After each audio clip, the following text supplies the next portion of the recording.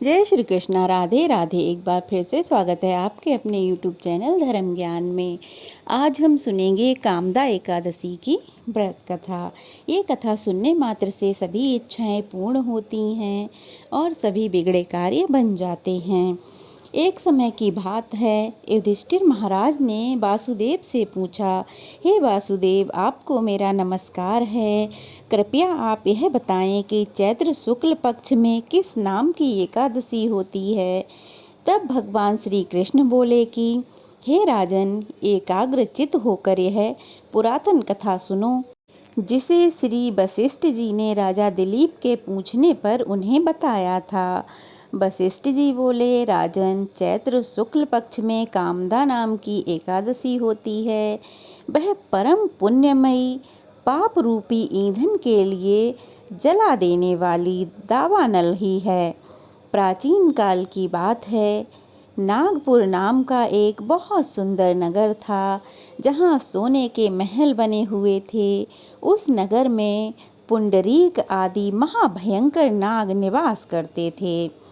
पुंडरीक नाम का नाग उन दिनों वहाँ का राजा था, वहाँ राज्य करता था। गंधर्व, किन्नर और अप्सराएं भी उस नगरी का सेवन करती थीं। वहाँ पर एक श्रेष्ठ अप्सरा थी जिसका नाम था ललिता। उसके साथ ललित नाम वाला गंधर्व भी था। वे दोनों पति पत्नी के रूप में रहते थे।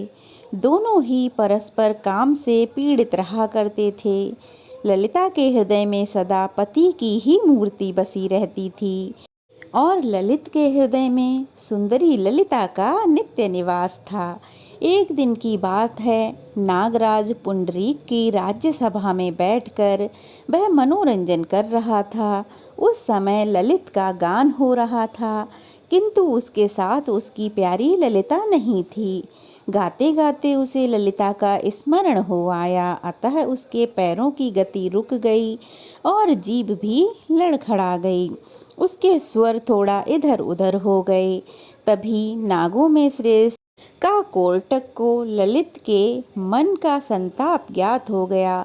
अतः उसने राजा पुंडरीक को उसके पैरों की गति रुकने और गान में त्रुटि होने की बात बता दी। अपने मित्र नागराज की बात सुनकर पुंडरीक की आंखें एकदम क्रोध से लाल हो गईं और उसने गुस्से में आकर उसने गाते हुए कामातुर ललित को श्राप दे दिया। उसने कहा, हे दुर्बुद्धे, तू मेरे सामने गान करते समय भी अपनी पत्नी के वशीभूत हो गया है, इसीलिए जा तू अभी राक्षस हो जा। महाराज पुंडरीक के इतना कहते ही वह गंधर्व राक्षस हो गया।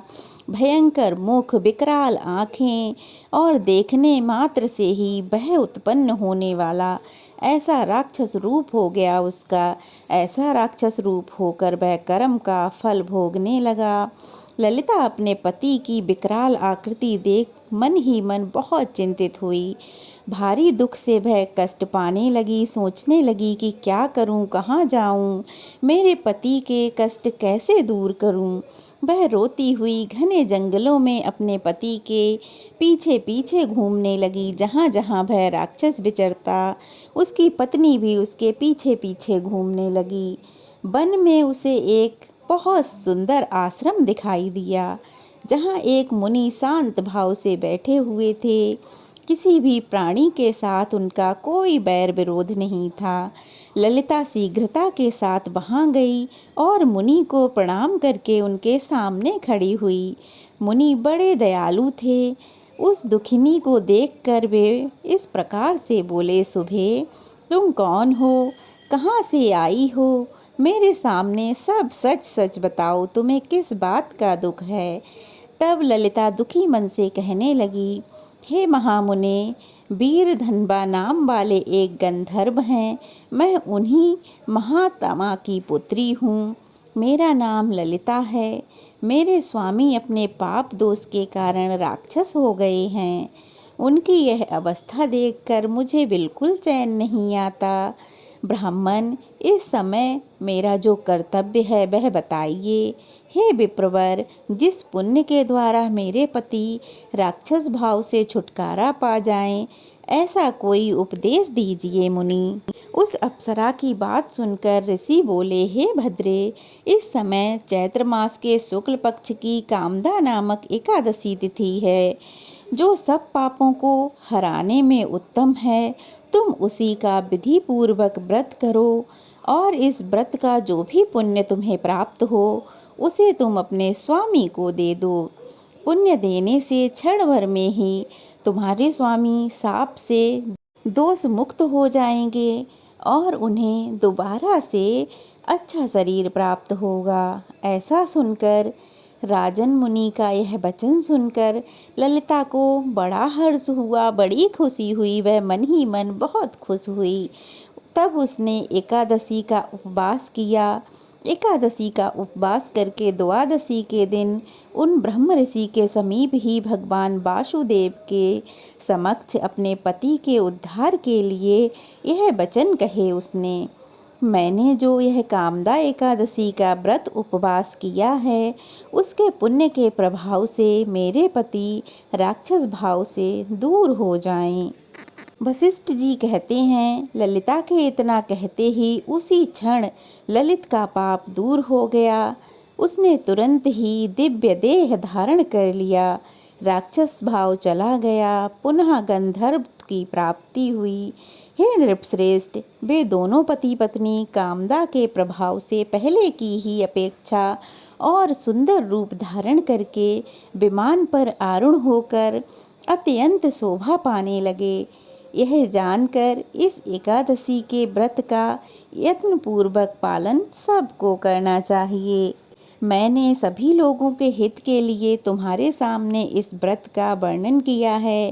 कामदा एकादशी व्रत से ब्रह्म हत्या आदि पापों तथा पिशाच योनि के दोषों का नाश होता है। यह सब दोषों का नाश करने वाली एकादशी है। हे राजन, इस कथा के पढ़ने और सुनने मात्र से वाजपेय यज्ञ का फल प्राप्त होता है। जो भी व्यक्ति पूरी श्रद्धा और भक्ति से कामदा एकादशी का व्रत करता है, उसकी जो भी कामना हो, जो भी इच्छा हो, वह समस्त पूर्ण हो जाती है और अंत में वह मोक्ष को प्राप्त करता है, भगवान श्री हरि के धाम को जाता है। तो ये थी कामदा एकादशी की व्रत कथा। कैसी लगी कमेंट बॉक्स में ज़रूर बताइएगा। अच्छी लगी हो तो वीडियो को लाइक करके शेयर करें, चैनल को सब्सक्राइब करें, ढेर सारा आशीर्वाद दें, प्यार दें। तो चलिए फिर मिलते हैं, तब तक के लिए जय श्री कृष्णा। राधे राधे। भगवान कृष्ण की कृपा सदा सर्वदा आप सब पर यूं ही बरसती रहे। जय श्री कृष्णा।